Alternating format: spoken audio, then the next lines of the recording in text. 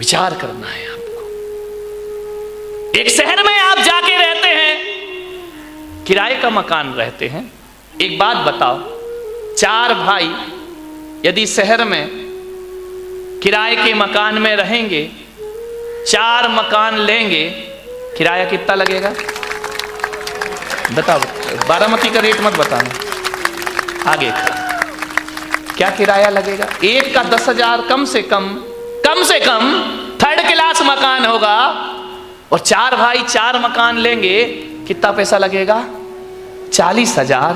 एक बात बता दो, यदि चारों भाई एक मकान में रहें तो जो 40,000 खर्च हो रहा है वो 10,000 में अपनी जिंदगी गुजार सकते हैं आराम से, और 30,000 में उनका घर चल सकता है। एक बात याद रखिए, यदि साथ साथ रहोगे तो बहुत आसान की जिंदगी गुजरेगी। एक बात याद रखना, अलग अलग रहोगे तो नमक भी महंगा पड़ेगा मेरे भाई, आटा दाल भी महंगा पड़ेगा। और साथ साथ रहोगे तो फायदे ही फायदे हैं, ध्यान रखिए। नहीं तो होता क्या है, अलग अलग रहते हैं ना।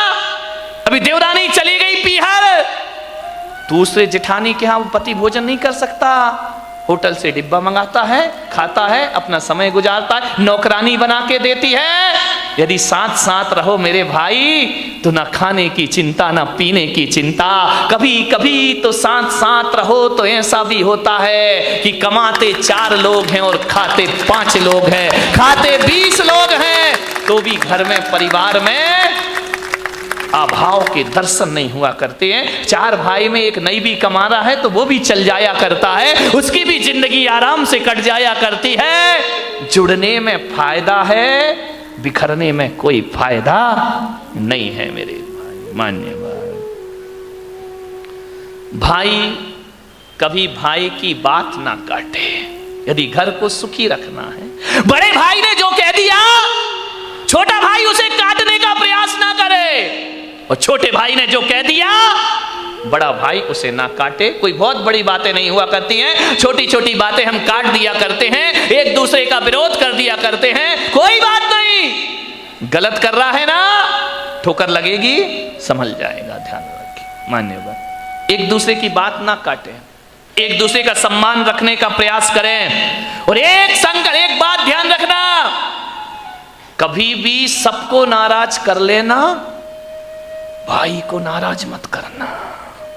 जिन जिन ने भाइयों को नाराज किया उनकी लंका डही है मेरे भाई, ध्यान रखना। भाई को कभी नाराज मत करना, क्योंकि तुम इतिहास को देखो, बाली ने सुग्रीव को नाराज किया, दशा क्या हुई उसकी, राम ने छिप के तीर से उसके प्राणों का अंत कर। बाली ने सुग्रीव को नाराज किया, रिजल्ट आपको मालूम है। रावण ने विभीषण को नाराज किया, क्या हुआ, 1 लख पूत 1.25 लाख नाती, तह रावण घर दिया ना। एक विभीषण ना होता तो रावण के मरने का कोई रास्ता भी ना। एक रावण ने विभीषण को नाराज किया, लंका बर्बाद हो गई। कौरवों ने पांडव को नाराज किया, हस्तिनापुर तबाह हो गया। ध्यान रखिए, विचार करिए। भरत ने बाहुबली को नाराज किया, चक्रवर्ती का मान भंग हो जाया करता। भाई को नाराज मत करना, पत्नी नाराज हो जाए चल जाएगा, पड़ोसी नाराज हो जाए चल जाएगा, भाई नाराज नहीं होना चाहिए। घर का भेदी लंका भाई को प्रमोद महाजन ने प्रवीण महाजन को नाराज किया। ये तो कोई पुराण की कहानी नहीं है, ये तो जीती जागती कहानी है। प्रमोद महाजन ने प्रवीण महाजन को नाराज किया, भाई ने आकर उसे शूट कर दिया, ध्यान रखिए। और मुकेश अंबानी ने अनिल अंबानी को नाराज किया।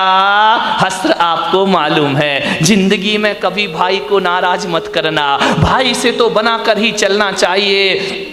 भाई तो हमारी भुजा हुआ करता है, भाई हमारी ताकत हुआ करता है। भाई भाई के दुश्मन कभी ना बने, वरना हस्त्र बहुत बुरा हुआ करता है, ध्यान रखिए। क्योंकि दुश्मनों को नहीं मालूम कि हमारी कमजोरी क्या है, भाई को मालूम है कि हमारी कमजोरी क्या हुआ करती है, दिल के छाले झुलसते हैं सीने के दाग से, और घर को आग लगती है घर के चिराग से। ध्यान रखिए मान्यवर, भाई को नाराज मत करो, भाई से प्रेम रखो, भाई से इज्जत रखो। रावण की मृत्यु का समय है, मृत्यु सैया में रावण लेटा हुआ है, अंतिम सांस गिन रहा है, अंतिम संस्कार का समय आ गया है, धराशाही पड़ा है रावण जमीन पर। वो रावण जिसके पास अदम्य क्षमताएं थी, अदम्य साहस था, नवग्रह जिसके दरवाजे पे हाथ जोड़े खड़े रहते थे, यमराज जिसके चरणों में लेटा रहता था, ऐसा रावण शक्तिशाली। कहते हैं जब रावण चलता था तो पृथ्वी कांप जाया करती थी, रावण अट्ठास करता था तो आकाश गूंज जाया करता था। अरे देवता भी जिससे भयभीत रहा करते थे, वो रावण मृत्यु की सैया पर लेटा हुआ है। ध्यान रखिए, अंतिम समय है। श्री राम ने कहा कि लक्ष्मण जाओ, रावण की मृत्यु का समय है, रावण से कुछ शिक्षा लेकर के आ जाओ। लक्ष्मण ने कहा भैया आप कैसी बातें करते हैं, रावण हमारा दुश्मन है। अरे बोले भले दुश्मन हो, लेकिन रावण जैसा प्रकांड विद्वान इस धरती पर कोई दूसरा नहीं हुआ है। वाह रे राम के परिणाम, वाह राम का जीवन है जिसके लिए बरसों युद्ध लड़ते रहे, लेकिन रावण को राम ने कभी दुश्मन नहीं समझा। राम ने यदि रावण को मारा है तो उसकी बुराइयों को, उसकी अवगुणों को मारा है। राम ने कहा कि जाओ लक्ष्मण, ध्यान रखना, रावण तभी तक दुश्मन था जब तक हथियार लिए युद्ध के मैदान में खड़ा था। आज मौत ने उससे हथियार छीन लिए हैं। अब दुश्मनी का व्यवहार नहीं, अब तो इंसानियत और मानवीयता का व्यवहार करना चाहिए। ऐसी साहस राम में ही हो सकती इस धरती पर। अभी कैसा दुश्मन, अब तो ये निढाल पड़ा है, जाओ उसकी विद्वता के कुछ अंश लेकर के आओ। जाओ लक्ष्मण, राजनीति की शिक्षा लेकर आओ रावण से। गया लक्ष्मण गए, रावण लेटा हुआ था। लक्ष्मण ने किया, हे लंकेश, श्री राम ने मुझे भेजा है। रावण ने लक्ष्मण की तरफ देखा, दो आंसू ढुलका दिए आंखों से। लक्ष्मण ने कहा कि रो रहे हो? बोले मैंने देख लिया कि दुनिया में कितना भी बटोर कर रख लो, जोड़ कर रख लो, चाहे कितने भी हीरे मोती, मगर ये याद रखना कफन में जेब नहीं होती। जब जाओगे तो एक चुटकी आटा भी साथ। किसके लिए मैं ये सब कर रहा था? बोलो लक्ष्मण, मेरे पास समय कम है, क्या पूछना है? बोले रावण लंकेश, मुझे इतना राज बता दो कि राम के पास एक धनुष था, तुम्हारे पास लाखों अस्त्र शस्त्र थे, तुम शक्तिशाली थे, तुम्हारे पास विद्याएं थी, तुम तो वो हो कि जिसने शीश काट काट कर महादेव को समर्पित कर दिए थे। ऐसा शक्तिशाली रावण, ऐसा साहसी रावण आज मृत्यु सैया में अकेला क्यों पड़ा है? तुम्हारे पास तो कितनी बड़ी सेना थी, हमारे पास तो भालू बंदर और था क्या हमारे पास? क्या बात है लंकेश कि राम जीत गए और तुम हार गए। रावण ने आंसू की धारा बहाते हुए कहा कि लक्ष्मण, ये मत सोचो कि राम में ज्यादा ताकत है इसलिए वो जीत गए, या रावण कमजोर था इसलिए हार गए।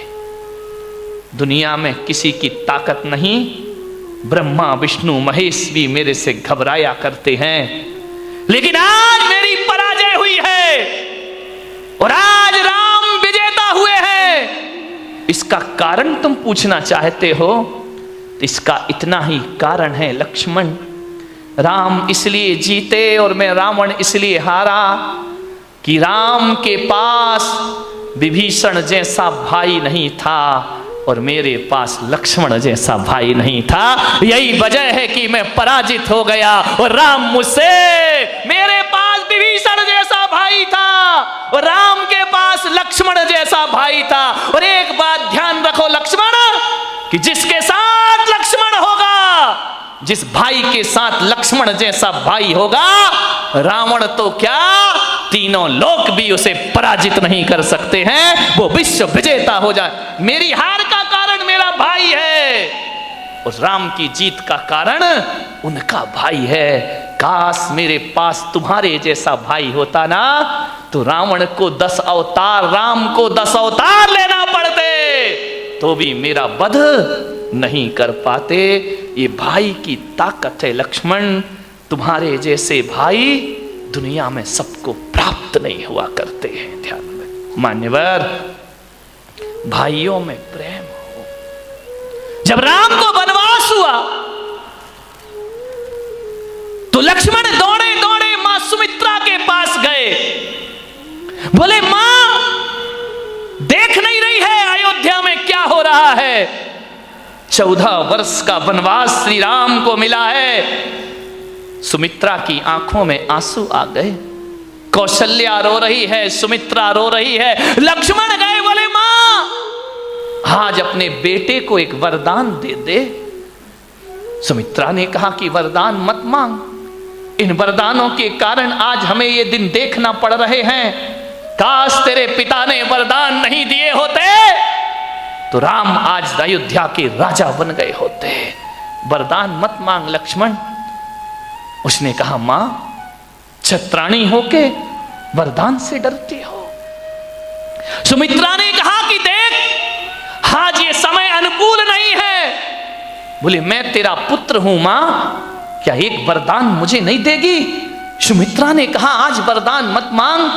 आज पूरी अयोध्या रो रही है, आंसू बहा रही है और इससे बुरा दिन अयोध्या में कभी नहीं आ सकता है कि राम को वनवास। लक्ष्मण ने कहा मां, यदि आज नहीं दिया तो इससे बुरा दिन भी दुनिया में कभी नहीं आ सकता है। सुमित्रा ने कहा क्या वरदान मांगता है? बोले वचन दे कि तू मुझे वरदान देगी। सुमित्रा ने कहा दिए वरदान, मांगो पुत्र, क्या मांगते हो?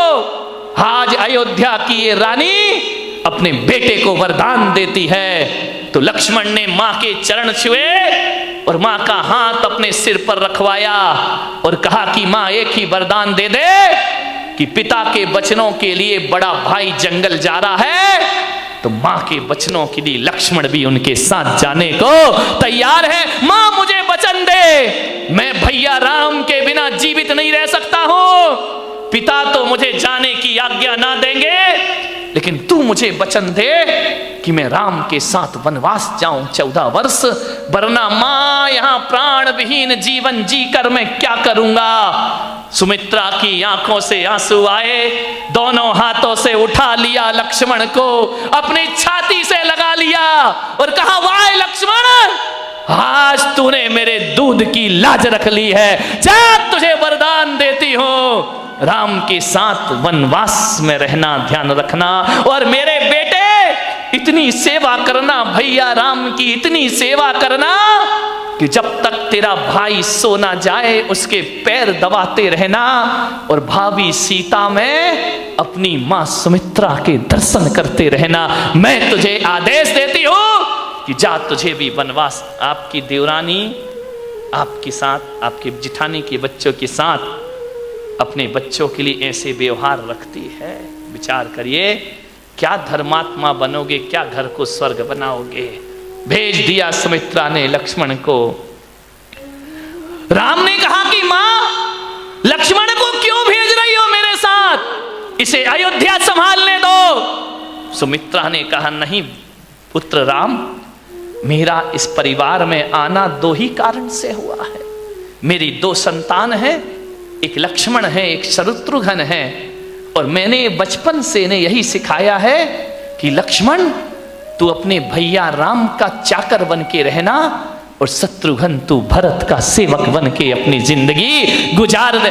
क्या संस्कार दिए जाते थे माताओं के द्वारा, क्या संस्कार थे हमारे परिवारों के, इतिहास उठा करके देखिए। और जब विदा होने लगे राम, तो कौशल्या ने आंखों में आंसू भरते हुए राम से कहा कि राम, ये जो सुमित्रा नंदन तेरे साथ जा रहा है, मेरे बेटे तू मुझे वचन दे के जा कि ये सुमित्रा की अमानत मैं तेरे साथ सौंप रही हूं, और बेटे तेरे प्राण चले तो चले जाएं, लेकिन लक्ष्मण को सकुशल वापिस लेकर के वापिस आना। इस अयोध्या में बिना लक्ष्मण के तू वापिस मत लौटना।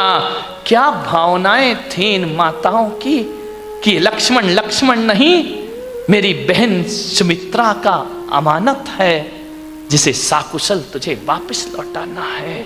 सीता से कहा कि पुत्र वधू, लक्ष्मण का ख्याल ऐसे रखना जैसे मैं अपना राम का ख्याल रखती हूं। क्या भावनाएं रही इन लोगों की, क्या भावनाएं आज हमारे परिवार की। हम रामायण पढ़ते हैं लेकिन रावण जैसा जीवन जिया करते हैं। ध्यान रखिए मान्यवर, इतिहास में 2 युद्ध बहुत फेमस हुए हैं। 2 युद्धों की चर्चा है इतिहास में। एक तो महाभारत की चर्चा है और एक रामायण की चर्चा है। 2 ही चर्चा इस देश को है। भारत की पहचान ये 2 बातें ही हैं। एक तो महाभारत भारत की पहचान है और एक रामायण महाभारत भारत की पहचान है। लेकिन मेरा आपसे निवेदन है, महाभारत तो एक कलंक है इस धरती के लिए। महाभारत एक कलंकित कहानी है इस धरती के लिए। महाभारत कोई भारत की शान नहीं हो सकती है। महाभारत तो अभिशाप है इस धरती के लिए, लेकिन रामायण वरदान है इस धरती के लिए। ध्यान रखिए, रामायण जैसा कोई ग्रंथ नहीं हुआ करता है। मैंने रामायण पढ़ी है, जैन रामायण पढ़ी है, वाल्मीकि रामायण पढ़ी है, तुलसी रामायण पढ़ी है, दक्षिण की रामायण पढ़ी है। रामायण जैसा कोई ग्रंथ नहीं।